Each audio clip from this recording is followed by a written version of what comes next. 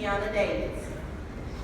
We first heard about Kiana and her story last spring, when she was featured in several Mississippi newspapers, including the Hattiesburg American.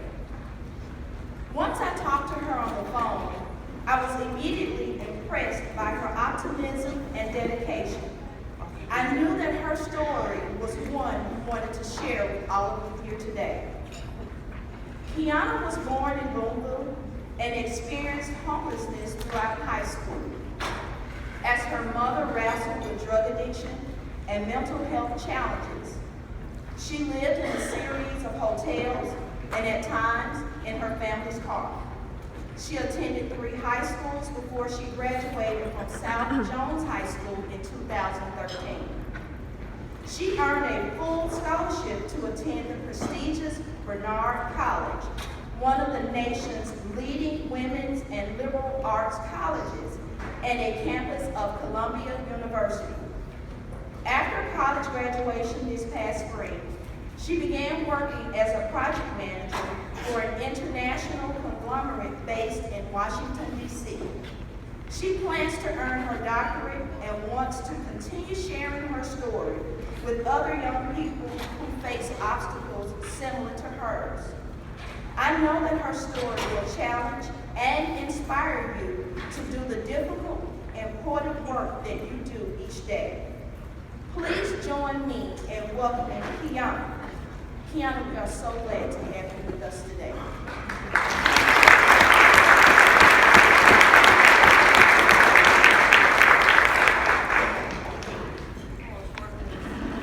Okay, that's better.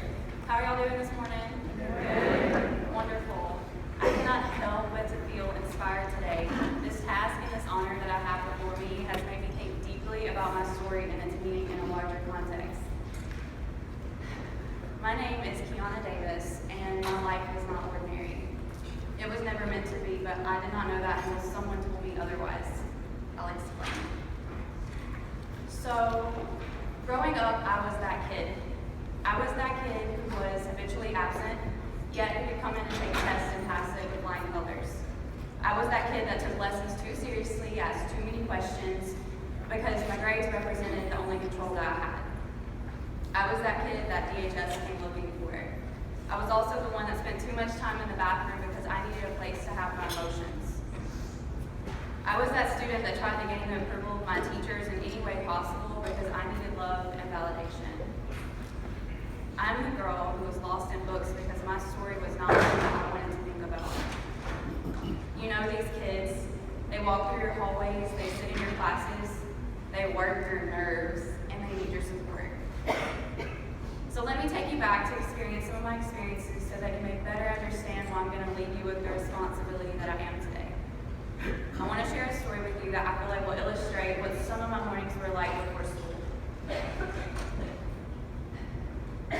I'm in the 5th grade and my mom is out of control. She's upset at my younger brother and me for things that we don't understand. Plus she's coming down off of some sort of high. I had trouble sleeping last night because she was out partying with her friends. On this morning, my brother and I are dressing for school. My mom reminds me of the volcanoes that we're studying in science class. Her pain, anger, and frustration bubble just beneath the surface, and I know that one wrong move will set it off. So we keep our heads low, and we continue to pack our backpacks, occasionally sharing words with each other that communicate our worry for her and for us. She storms outside in her fit, and we hear the car crank. We desperately want to get to school and get out of her way for a few hours. School was the best part of my day, every day. My mother is crying and screaming and tears run down her face. She shrieks, "I should just quit. I am done trying to be a mother. I give up and you two don't love me." We plead with her that we do love her. "But you're scaring us," I tell her. This infuriates her. She sucks in a breath and clenches her jaw, looking back and forth between my brother and I. She says, "How about I just drive us into the next big tree that I see and it can just be over for all of us?" We plead with her not to, but the more we plead with her, the more I protest, the crazier she drives. She speeds up, and we're going so fast that I see a continuous green blur where there's supposed to be individual trees. We both cry to her, begging her to slow down, but she speeds up and at the last second veers to the right. I know that we are about to die. I know this is it. My face grows cold as the realization sets in, and I feel so much terror that it rips all of my muscles and even my heart and threatens to stop it. I hold on to the passenger seat headrest with all the strength that I can summon and scream with all of the breath that I have left. I wait for the impact. I wait for the explosion. The last minute, she swerves back to the left, sending gravel and dirt flying up into the air. The rest of the ride to school is mostly silent, except for whenever she's telling us to stop whining. She threatens to take us back home if we look like we'll be crying by the time that we get to school. So we stop crying, and she drops us off in the circle driveway. In the front of our school, we are 2 hours late. So my mom was a single mother of 3 children. She suffered from mental health issues that made it hard for her to function, had addictions that made it hard for her to sleep, hard to wake up, and it was tough for her to keep a job. I was the oldest, and she and I co-parented most of the time. So my brothers are my siblings, but they are also my babies. I made sure my brother's homework was done, signed all them forms y'all like to send home, and I fed them dinner, I ran their baths, and I made sure that they got to bed on time. And then I did my own homework, took my own bath, and picked out my clothes, and almost got to bed on time. I was almost always on the honor roll, and I started working whenever I was 14. My first job was as a janitor at Kimball Elementary School, so Anderson Elementary School. So President Obama had an initiative, so this was perfectly legal for me to be working at 14, just FYI. But I put on some scuffed up shoes, hopped on the back of a buffing machine, and I rode it around the hallways and collected my $7.25 an hour. Just kidding, the custodians would not let me use that thing as much as what I wanted to, but I did scrape pounds of yellow and blue sticky tack off the walls. Y'all teachers go berserk with that stuff. Give love and thanks to your janitors. Their hard work is never ending, and it's a lot of sticky tack.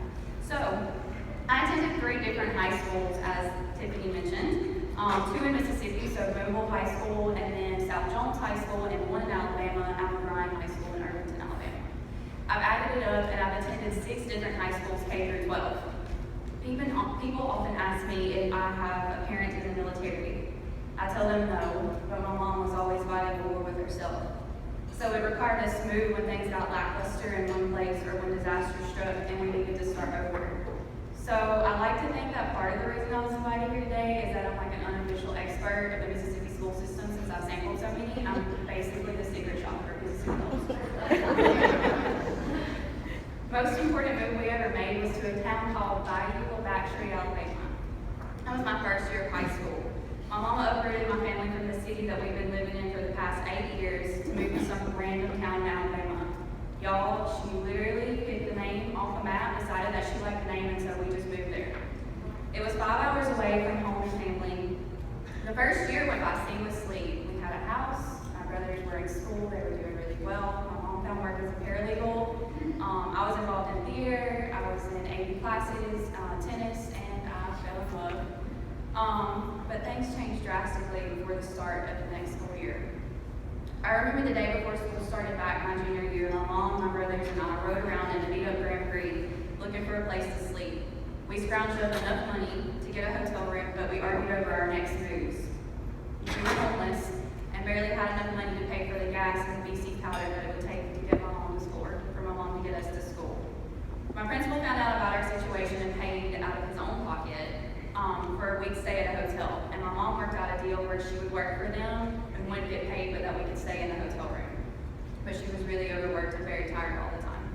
So we stayed 4 people in a 1-bedroom, obviously, hotel room with a tiny little bathroom. It was yellow lit, and packing 4 stressed people into one hotel room usually does not end well. In the midst of this, a program called LEADA, which stands for Leadership Enterprise for a Diverse America, visited my school in Alabama by what seems kind of like fate. Students at the top of the junior class who received free or reduced lunches were invited to a conference room to hear from a LEADA representative about a program that seemed too good to be true. I sat there hearing about an opportunity to attend a summer institute hosted at Princeton University where I would study leadership and explore the most pressing social issues of the century with young, driven leaders like myself. We would take the ACT and SAT every Saturday to improve our scores. work with writing instructors to write our personal statements, and toured campuses like Yale, Georgetown, and Columbia, and more.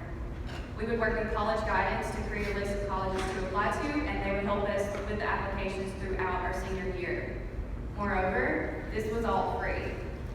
They would even pay for the plane ticket to and from Princeton. I was in disbelief. Something like this exists, I thought. Most fellow students left right after the presentation saying like, I don't have time to spend 7 weeks doing nerd stuff. I'm going on a cruise this summer.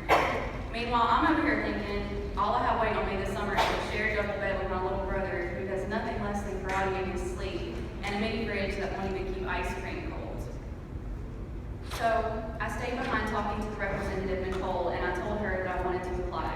Of course, I didn't know it at the time, but my world changed in that 30 minutes. I did apply, but during the application process, my life became pretty complicated. My mom's dream of moving to Alabama and making it had completely fallen apart. I struggled to keep up in classes, work my part-time job at McAllister's Deli, participate in clubs and theater, and cope with the stresses of life at home. We had no money for groceries. I ate at work and at school, and my mom and I fought endlessly about how we could get out of this hole that we were in. Eventually, our fights ended in my mom kicking me out of our hotel room, and I was more homeless and more hopeless than before. I stayed with a few different friends over the next few weeks until my AP US history teacher, Bill Donald, who never said anything that was not latent in sarcasm, asked our homeroom in a serious tone one day, hold on, I want to do it justice. I'm going to try to do the voice, but it's, now folks, gotta sound very different, hold on. Now folks, what I'm about to say stays in this classroom. If I find out that anyone says anything to anyone outside of here, I'll make sure that you flunk homeroom. Great. So Kiana is going through some hard times right now, and she needs a place to stay. If any of you have an extra bed or a couch, talk to your parents and then talk to Kiana. Great. Go back to being loud and annoying teenagers. He loved us. He really did. A girl in my class named Julie talked to her family, and they welcomed me into their home. Julie's mother, Janice McLean, is a guidance counselor in Alabama, and so it seems like she knows, like she did all the right things to save me. But I still couldn't help feeling like a burden to everyone around me, and I began to wonder if college was even in my future. Hang with me, there's more. Okay, so there was this guidance counselor at Ryan, who was a major support throughout the application process and generally in my life. Hoyland Fields. She is one of the calmest people I have ever met, and I think it's because she knows that God is always with her and all that speaks through her. She always helped me with more than just a busy course load. I would go into her office distraught, anxious, and defeated, and I would leave feeling secure and hopeful. One day I walk into the front office to ask about the status of my recommendations for VETA, and I can tell that the energy has shifted towards me, though I don't really know why. Another counselor sat me down and told me that my mom had been involved with a social worker. They told my principal and the counselors that I had run away from home and that I was pregnant. None of this was true. People who were supporting me and writing recs about the good head on my shoulders now saw me as this poor, pitiful, delinquent teen who was letting a boy ruin my chances. I ran into Miss Field's office frantic and crying, pleading with her to believe that the story just wasn't true. I felt like I had lost every bit of progress that I had made in one day. As I sit across from her with pleading eyes, she says, I know, and you know, and that's all that counts. I breathe a sigh of relief, my face still wet with tears and creased with worry. She says, you are more than this situation, baby. You are more than what they say you are. You're even more than what you think you are. God has a big life plan for you, and I can feel it. There's blessings right around the corner. You just have to hang in there and do your best while you're at it. She said this with the same confidence and conviction that one might say their own name. I am more. I am more. This phrase circles through my mind every time I feel inadequate, small, or powerless. Her words activated me at a time that I felt like my life was falling apart. In those moments of intense stress or personal tragedy, it seems like anything at all is possible in a very negative way. The world seems scary, mean, lonely, and unfair. That moment right there, pause. Pause with me. This is where it all changed. When an experience like the one I had happens, where everything terrifying seems possible, anything seems possible. That place right there is an opening where wild, wonderful dreams are also possible. You'll have students that come into your office that are having these moments of great uncertainty and adversity, and I want for you to see that as your end. That is your opening. I'll explain. In my last semester of college, I wrote a paper, a 25-page paper called Moving from Adversity to Leadership, How Adverse Childhood Experiences and Psychological Resiliency Can Develop Authentic, Resilient Leaders. In another seminar that same semester, we read and discussed adverse childhood experiences. I'm not sure if you're familiar, but I'll call them ACEs from here on out. And how having a rough childhood can and does impact future mental, emotional, and even physical health. ACEs are cases of emotional, physical, or sexual abuse, emotional or physical neglect, parental divorce, death, mental illness, and substance abuse, all endured during childhood. Researchers have found that stress incurred during ACEs physically damages a child's developing brain. There's a TED Talk by neuroscientist Nadine Burke-Harris about childhood trauma and lifetime health. She states that childhood trauma can be so severe that it gets under the skin of an individual and changes one from the inside out. Our brain and body stress response system governs our fight or flight response. Usually this is beneficial and adaptive. If we run across a bear in the woods, it's what motivates us to flee or fight the bear. Feeling I'm a good runner. But so as Bird states, this activation is all fine and dandy when you're in the woods with the bear. But what happens when that bear comes home every night? The continuous activation of that system leads to detrimental mental, emotional, and physical health. The CDC published research, the first research on ACEs in 1998, and there have been at least 50 more publications since then. The original study found that of the 17,000 participants, 87% had at least one ACE. So they were way more common than we once believed. Individuals who experience 4 or more ACEs are 460% more likely to have depression, 1,220% more likely to commit suicide than their peers with functional households. ACEs lead to higher instances of adult psychological and behavioral dysfunction, chronic disease, cancer, alcoholism, unsafe sexual behaviors, teenage pregnancy, drug use, to only name a few of the grim results. Moreover, children tend to carry on these destructive patterns and abusive patterns with their parents. So while this class was enlightening, this class in particular made my stomach clench and my eyes sting with tears. It was nearly impossible to sit through. Why? Well, to the other students, this was a lecture. This was science. This was statistics. For me, this was my life. I remember saying to the class that I was surprised that the threshold for health complications was only 4 ACEs. I remember a girl looking at me with the utmost surprise and saying, "You thought that was low?" I left feeling broken, doomed, and powerless. So, being the spiteful and determinedly optimistic person that I am, I decided to write a paper about how adversity in childhood can also have some benefits. I couldn't accept that my upbringing that I had no control over would be a limiting factor forever, so I found evidence that said otherwise. I learned that it can build grit and leaders that find meaning in their struggles.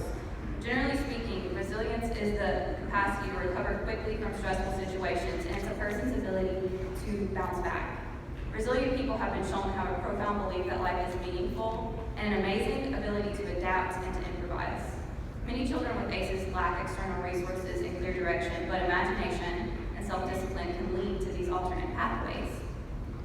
Courtney Clark, a motivational speaker and my mentor, is the founder of Accelerated Resilience. She travels around the world speaking to organizations about building resiliency into their employees and into their business structures. She starts off her talk with a little exercise that I feel like perfectly represents resilience that I want y'all to do with me today. Okay, so I'm gonna stop talking for a minute and let you guys do this. Okay, so here's a task. You're gonna complete it. Okay? Touch something near you. If it's your neighbor, give you proper consent. Okay, show of hands. Who used their hand to touch something? Did anybody not use their hand? Dig on. All right. So now let's say that your hands are metaphorically tied and you can't use your hands. Now touch something. Okay, y'all yell it out to me. What did you use this time? Shoulder. Eyes. Okay, foot, elbow, wonderful. So that right there, I feel like represents resilience, because sometimes you're going to have students that come into your office whose hands are metaphorically tied.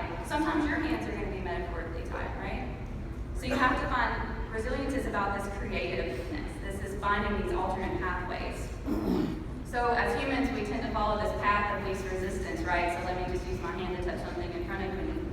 But there are other pathways that we have to also find. I actually asked Courtney if I could use this since it was something from her speech, and she said, yes, of course, I'm touched, but not by my neighbor. All right, done. So what predicts resilience? Being female helps. Most resilience studies find that girls and women are way more likely to exhibit resilient behaviors. Don't ask me why. I went to an all-women school, so I'm like a little bit biased there. But those who have positive experiences during high school tend to fare much better. Those who have mentors fare better. Those who have this hopeful outlook about the future also tend to be more resilient. I also found that reflection was often linked to resilience. Really what resilient people do is they find meaning in their obstacles. If one feels that the world is random and mean, they are way less likely to fight for something better. The initial adverse experience is not what drives later success, but rather it's the way that individuals recover from and interpret those challenges. When a person demonstrates resilience, they recognize that adversity can be an opportunity for growth and for new pathways. Research shows that adult survivors of childhood trauma tend to say that they did not become successful despite their troubled childhoods, but rather because of them. It prepared them for leadership roles and for hard fights driving social change. Practical ways that we can use this information: talking with students about their painful experiences, referring them to a competent and compassionate therapist in the community, also allowing them to work through it with themselves through music, art, and creative writing. Those are all ways to do this. It's that part of getting creative, right? Mentorship is also incredibly important.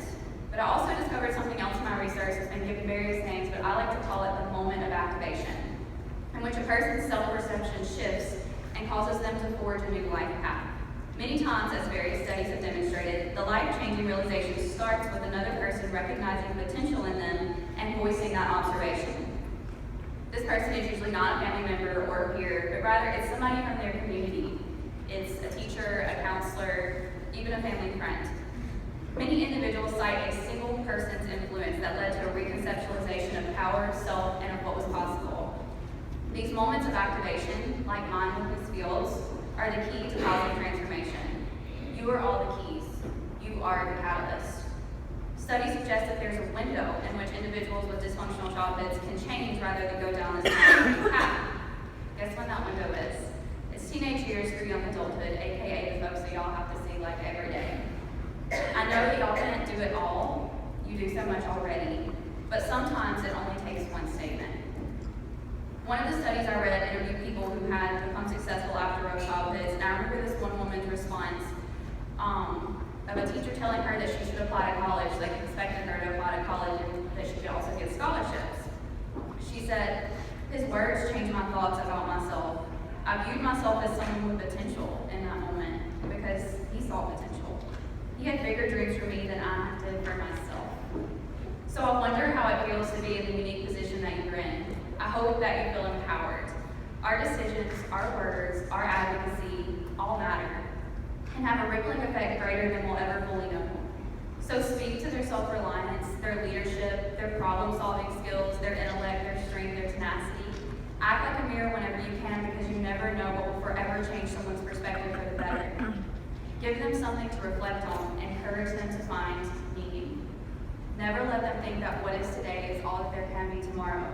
There's always more. And their future will relate to their past in ways that they get to define.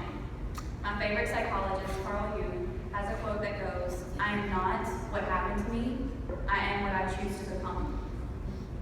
So what happened after that day 7 years ago when I left Ms. Fields' office?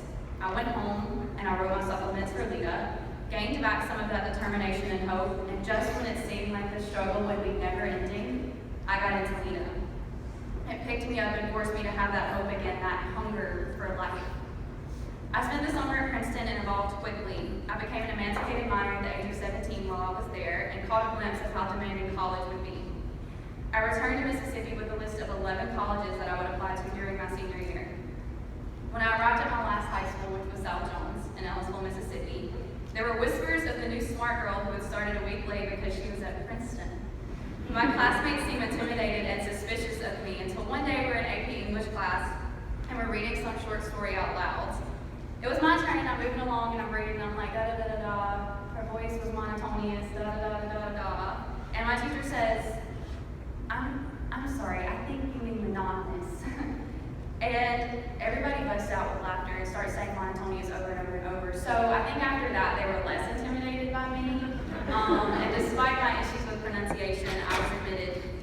most of my colleges, but I got into the most important one, which was Barnard College of Columbia University. It's a small women's liberal arts college in Manhattan. The acceptance rate the year that I got in was 17%. Barnard costs around, y'all ready? $70,000 annually. Yeah. Financial aid helped cover the cost, but I needed a scholarship to graduate college debt-free. I applied to many scholarships and never heard back, but there was one I applied to, the Gates Millennium Scholarship by the Bill and Melinda Gates Foundation. It's an all needs met scholarship, meaning whatever my college didn't cover, they would cover. And they also cover 6 years of grad school.